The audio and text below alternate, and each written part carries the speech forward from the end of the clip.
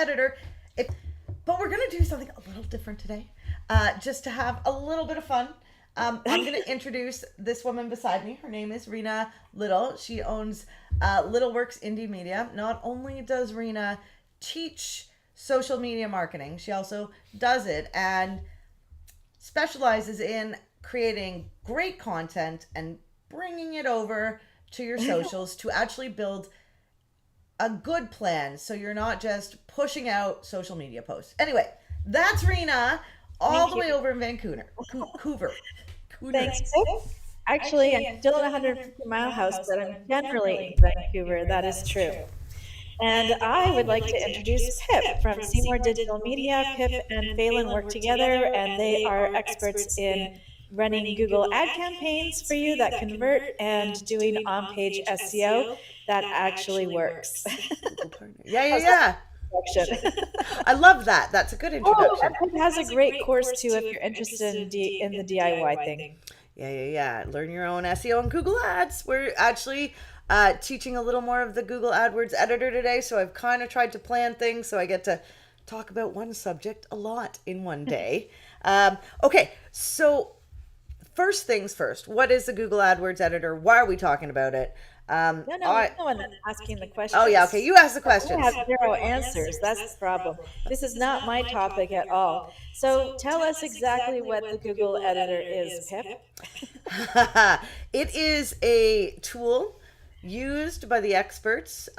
So if you know about the Google AdWords Editor, I believe you're probably more of an expert in Google Ads than if you don't know about the editor, because the editor changes your life as a Google Ads person. So it's a tool made by Google, and it's it's a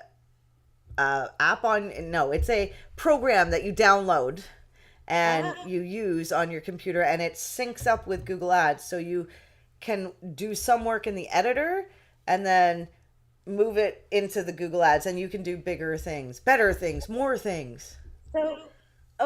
So some people are just they can create complete campaigns up on Google Ads on the online platform, and that's totally fine. And what you're saying here is that this is the next level of how to organize your campaigns better. Yeah, this is how you do bigger, better, smarter campaigns. So what define better, bigger, and smarter? What does that look like, and how does that play out? Okay, well, so there's a lot to Google Ads, and we're getting more and more calls from people who have had a Google Ads account and they've had somebody and they thought, this person's not doing anything, I can take it over. And then they take it over, but it's been a couple years and all of a sudden things aren't working because Google has changed. And so one of the things we do to make campaigns bigger and better and smarter and all the things is we use the Google AdWords Editor. So it gives us the ability to, say you create one campaign, I can easily duplicate that campaign and then do a couple quick changes so they're not identical. But so I could create, now if you don't know, there's different types of match types for keywords in Google Ads. And so I just like that, I can duplicate a campaign. So duplicate the ad groups, the ads, the keywords, the negative keywords, all the settings. And so I'm not constantly reinventing the horse, so to speak. But why? So you've told us that you can duplicate it, but why would you want to do that? Well, for example, if you have a campaign, sometimes you want to use broad keywords, which is unusual. A couple years ago, I would have never said that. But so you might want to separate out a campaign with your broad keywords from your phrase match and your exact match keywords, because broad match casts a wider net. And so that campaign should have a smaller budget, and basically you can basically duplicate a campaign, delete all the other keywords, and just have the broad ones in there. So, instead of slowly creating a campaign, like when you go through creating a campaign in Google Ads, it's a little bit painful, to be honest. Like, they've gamified it a little bit, but they force you, if you don't know what buttons to click, to add some keywords, make an ad group, right? Make an ad. And when you can look at a campaign in its entirety without having to go through this step by step, and you're copying and pasting, I mean, your ads can be almost identical between different ad groups. You just want to switch a couple of the keywords. So much easier to do in the editor. So the editor's for bulk edits, right? Or I see. the other good example is they tell you, so nothing ever gets deleted in Google Ads. Ever. Okay. It's kind of painful, especially if people have, built big campaigns or changed campaigns. And one of the recommendations is to never delete something that's working. So say a campaign's working well and you want to make some changes. What you're told is to duplicate the campaign, make some changes, test it, and then implement, but you never want to change that really well running campaign. Does that always happen? No. But so yeah, the editor so a couple interesting things that I love doing in the editor are, one of the things, if you don't know, is when you write ads, you want to capitalize the first letter of every word, because those are known to get clicked on more than ads that don't do that. So what's it called? It's called title case. So there's sentence case, title case, and then lowercase. And so you want to do title case. So it's just a click of a button. So instead of going through 15 headlines and 4 descriptions and doing every single word, you could just click a button and it changes everything. Excellent. Oh, it's gorgeous. Okay, didn't know that. So title case, I'm taking notes while we do this. And so there's a click of the button to create title case across all of your ad copy. Okay, Yeah, which is nice. All And right. another one is you could change out. So say you have a campaign for Vancouver and then one for Surrey. You could duplicate the campaign and then you could highlight everything, all the ads, and you could switch the Vancouver for Surrey. Okay. So you can create many ads with different locations from that one ad, and Yeah. you can't do that you can't do that easily on the online version. No, I mean so it depends how a campaign is set up. If you're doing campaigns set up based on location, or if you're doing campaigns based on service and or location. The location targeting's changed a little bit because now that they've gotten rid of the text ads and you have something called responsive search ads, you can actually do something called dynamic location keyword insertion.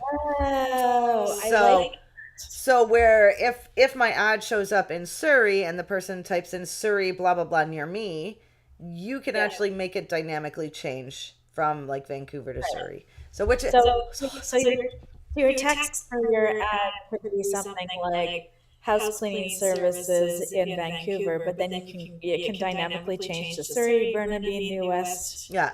Wherever. If because you only allowed 30 characters or 90 characters. So if you Right. go over it, it will revert back to whatever's the Right. default text, right? So I would do near me. Right. So Okay. cleaning service near me, and then cleaning service Vancouver, cleaning service. And if they don't, it doesn't fit, it says near me. Right? Oh, that's good. That's good. Okay. Yeah. That's good. I like that. All right. Well, let's see. What else do I have on my questions list? Because this is actually I've never used the Google Editor in my life. I'm surprised when we were talking that I'm surprised that Facebook doesn't have something like this, because they're always trying to copy each other. But I mean, Yeah. not I mean, yeah. I mean, yeah.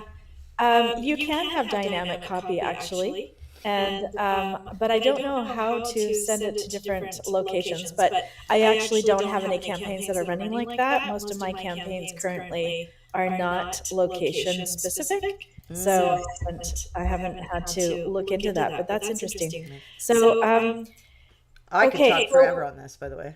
Pardon me? I could talk forever on this. I bet. Well, I'm glad. Okay, go for it. We got 20 more minutes. One of the other things you can do is so you'll often when you create Google Ads campaigns, sometimes you end up with duplicate keywords. It's one of the problems in campaigns, and you definitely don't want to be bidding on the same keyword in different ad groups, because then you're competing with yourself. Yes. And yeah. So you can actually go through and get rid of the duplicates. there's just those little things like it's really weird because when you work on the Google AdWords editor, oftentimes you're flipping between working inside the account on Google Ads and then downloading it, making changes, uploading it. And so there's a lot of back and forth. You just have to make sure that you don't make changes on the like desktop or like in the editor and not upload it and then make changes, right? So there's a lot of like, oh yeah, because there are some things you can't do in the editor as well as you can do on Google Ads. They actually have a secret, I call it secret, group that deals with the AdWords editor alone. And the guy that built, I think, the AdWords editor opened a company called Optio. All right. And no, I'm not an affiliate because you have to be super big. But Optio is a third-party tool that will help you optimize your Google Ads. It's not as good as a person, but I mean, we use it and we find it super helpful because it will help you figure out things like optimizing for different audiences, different age groups, like lowering bids for certain age groups, increasing bids for others. So it's a handy dandy tool. Okay. So, yeah.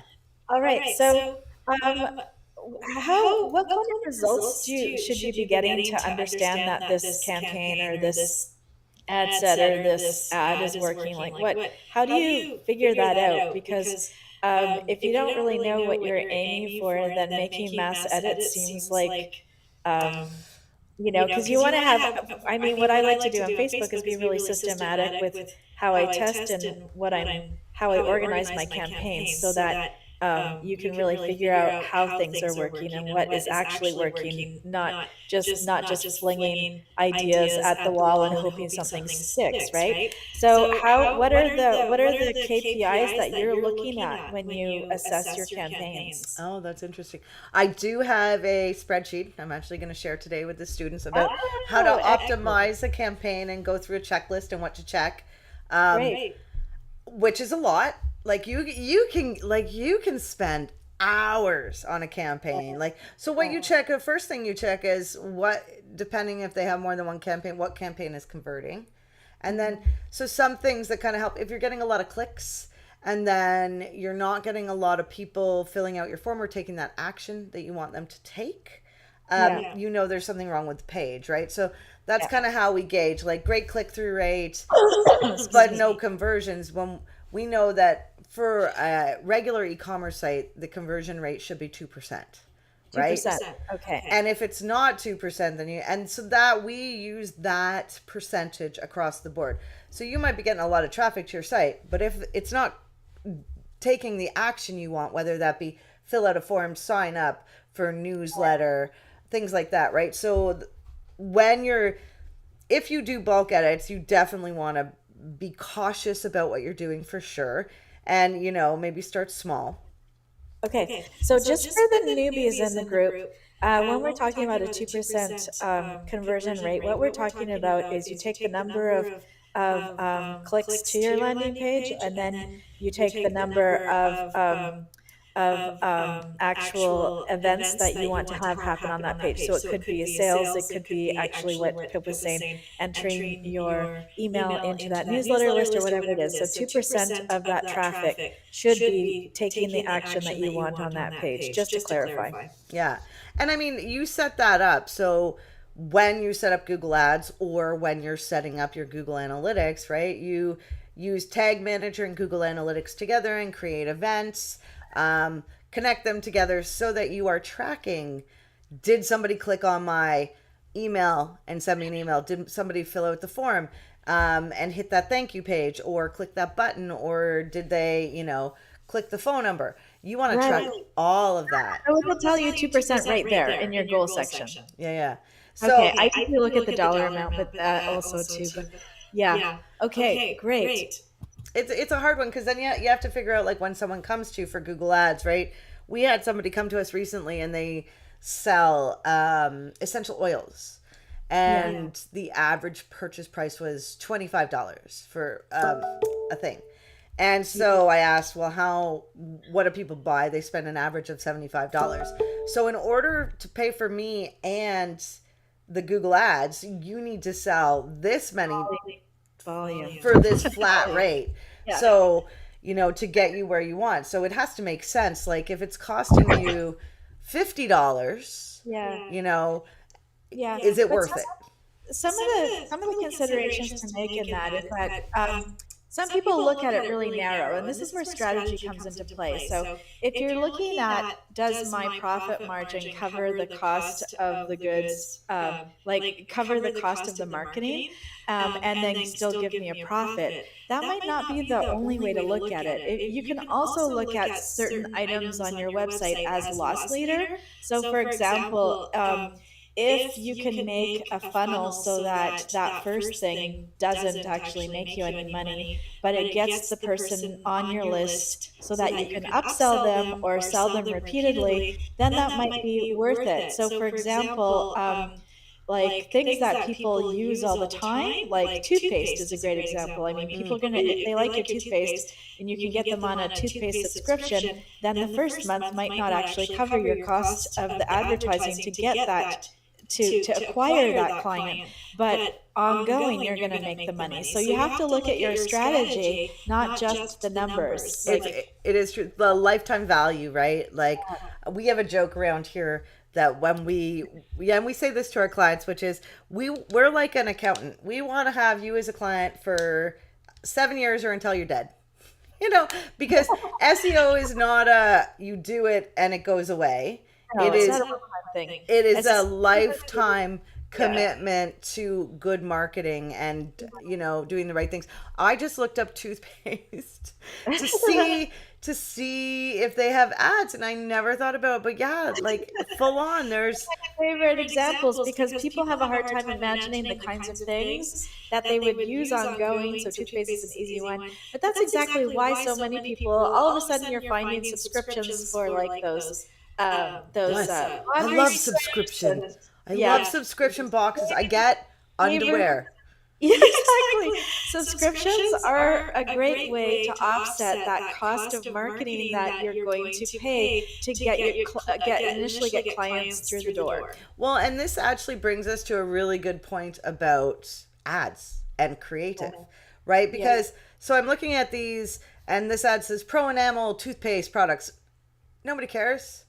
What they get that feeling of blah blah blah, whiter teeth, feeling of clean mouth, right? Like a carpet cleaner. It's not about getting my carpets cleaned. It's about getting rid of the odor, getting rid of the stains. So it's a hard one to put your head around your customers really needs. But then we're in a totally different. We should do a session on creative. Oh, we should. That would be really good. But yeah, that's exactly it. Like you want to really figure out what that point paint is. Pain. Point pain. It's point pain works too. Point is of your client. It's not what you do. It's what is the problem that you're going to solve for. Yeah. And benefits. What is it? Should be benefit, and then the other one is like feature, right? So Pro Enamel would be feature. The benefit would be stronger, sturdy teeth. Yeah. So yeah, it's I mean, we have deviated, but to go back to the Google AdWords Editor, super easy to make bulk changes if your ads aren't working, right? To change copy, to get better. So one of the big things with Google Ads is if you have a great ad that targets a great keyword and they match, and then it also matches to your landing page. So you have the keyword in your ad, you have it, you're bidding on it, and it's on your landing page, you get something called a quality score. The higher the quality score you get, the lower cost per click you'll pay. Oh, I've got a couple of questions regarding this because this is always my biggest beef. I actually watch quality scores doesn't necessarily mean that your ad performs in a great way. I don't know about Google Ads, but definitely on Facebook, you can get a really high quality score and zero sales from that. And vice versa. I've gotten really low quality scores. In fact, I've had clients go, "Why is the quality score so low? We need to fix this." And it's the best performing ad campaign that we have for them. I'm like, no, don't touch it. That's just Facebook. It's converting. Don't touch it. Yes. The question how much faith do you put into those quality scores, or do you actually just concern yourselves with the numbers? I I'll look at them like it Yeah. is a way to optimize an account. However, Yeah. is it the only way? No. But I know I'm gonna get like I do. In the end, does quality score really matter? It, are you going to notice the difference in the cost per click for yourself? Maybe not, because they don't tell you like this person paid this and this person paid that. This is the second point about that quality score and the cost per click. That's the other thing, is that I don't know if this works the same in Google Ads. You can tell me, Pip. This is what I'd like to know. But in Facebook, there are all different kinds of placements where you can put your ads, and certain placements end up costing more because more people like those particular placements. For example, the news feed is a more expensive placement than, say, an in-article ad or a right sidebar ad. So some marketers, I've often taken those placements out because they don't convert. They never convert. I never get traffic from those spots, or very rarely, or not significant enough. And then, but what it does is it actually reduces your cost per click, and your cost per result throughout the entire campaign. But it's kind of like sneaky, because it would just be something that I see a lot of marketers using to keep to show that they can do a lower cost per click, but it doesn't actually provide any particular results. So sometimes I don't mind a higher cost per click, because that doesn't necessarily, like, if you're measuring your cost per click in one particular placement and you want to try and get that down, that's fair enough. But if you're using different placements to average out that cost per click, then I find that more sneaky. Interesting. Yeah. So with Google Ads placements, so you can do something called observe. Okay, we have text ads. Text ads show up in search. So we consider that like basically intent-based marketing, right? The consumer has an intent to find something. You are right there when they are looking. So when doing that, inside Google, so you're doing search terms. However, you can target audiences, but before you target an audience, and that's part of optimizations, you actually can observe the audience. And so you want to make sure you're observing all the audiences, because over time you'll be like, oh, okay, depending on the industry. So for, I think, housing, not a good idea to do, because there's a lot of rules, but targeting age differences, right? Like we know that anybody 18 to 24 might be there's less of the population looking to buy houses at that time, right? So when you observe, if you want to, so it's a way to narrow. So if you actually target an audience, you stop showing up for everything else but that target audience. All right. Okay. So can you just do multiple campaigns to try and target different segments, and then match your like, I like to match my creative with what's going to work with that, like using language that's going to be appreciated by the different demographics, different age ranges. Yeah, I mean, so with display ads, when you create a display campaign, you'll have, and a display ad is like a square box ad or a rectangle ad that is on like blogs you read and things like that. And it's an image? Yeah, and it's an image. Okay. And you can do in market. So the way you're supposed to do it is in market, affinity, and retargeting. Retargeting, there are people that have been to your site, left, and you are targeting people that have actually hit your site. In market are people that are in the market for whatever you're doing, and affinity is people that look like those people. Like a lookalike audience. Yeah. Right. Okay. And if you spend, I think it's up to $50,000 in Google Ads over a lifetime, you can actually upload your customer list. Oh, you and can then do that? target them. Yeah. Okay. And does it have to be within one ad campaign for your target, or can an agency do that if they have multiple accounts? Oh, it has to be in an account, I believe. Okay. But I mean, honestly, like one of the things that is weird is the longer you do Google Ads, the kind of more, the better it is for a business. A little bit, right? Like Google does give preferential treatment slightly to people who've been doing it for 20 years. Now, that being said, do they say that out loud? No. But Google Ads is constantly changing.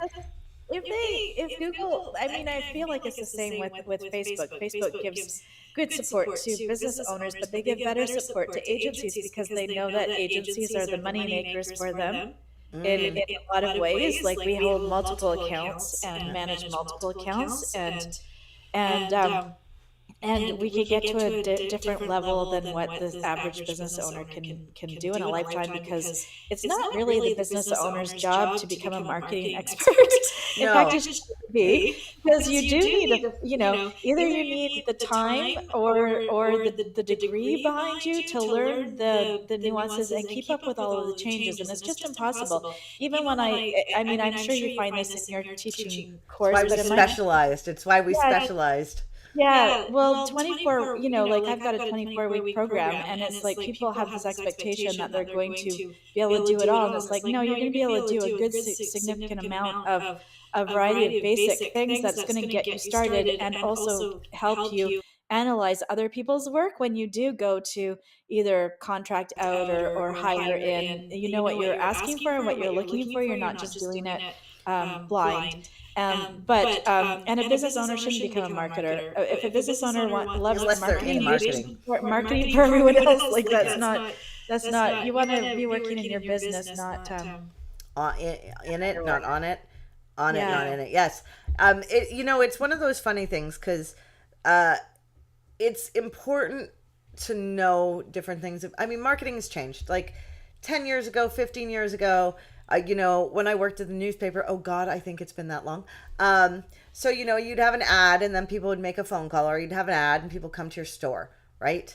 Then it changed from having an ad to going to a website and then going to the store or calling.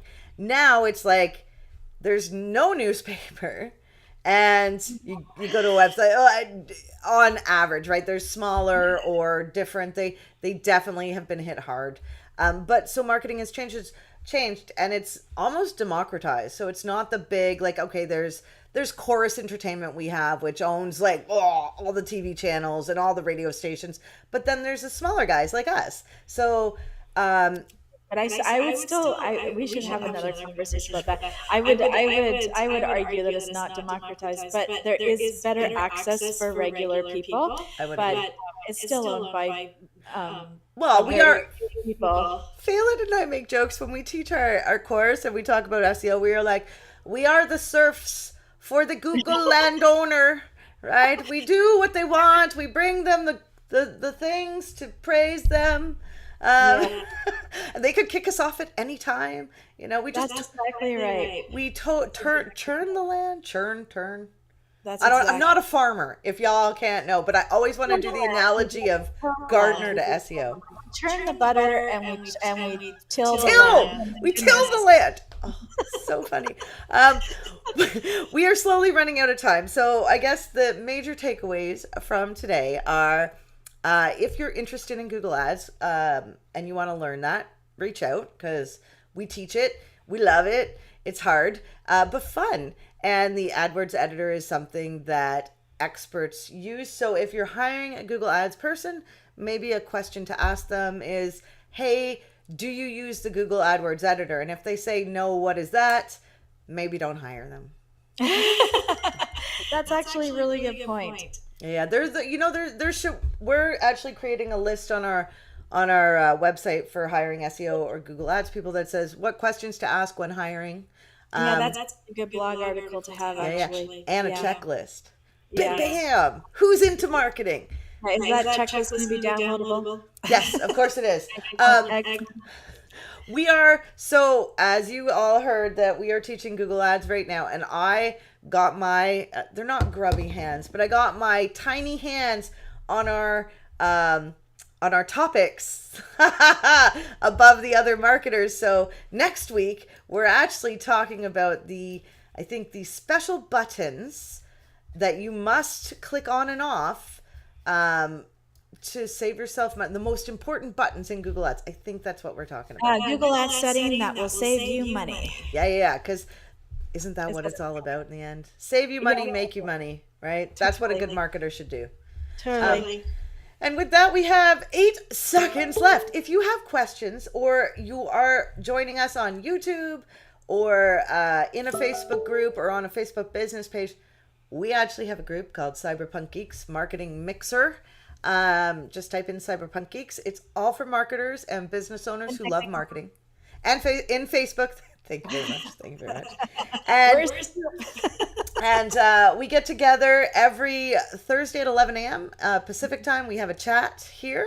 And there's also a, what do you call it? It's like a Friday happy hour. Happy hour. So I host a happy hour on Friday at 4 p.m. Pacific time. And it's just a casual kind of debrief for your Chat it up. week. Some ideas, ask some questions to get into the weekend. Yeah. So join us if you're not there, and we will see you next week. Right, bye. Bye.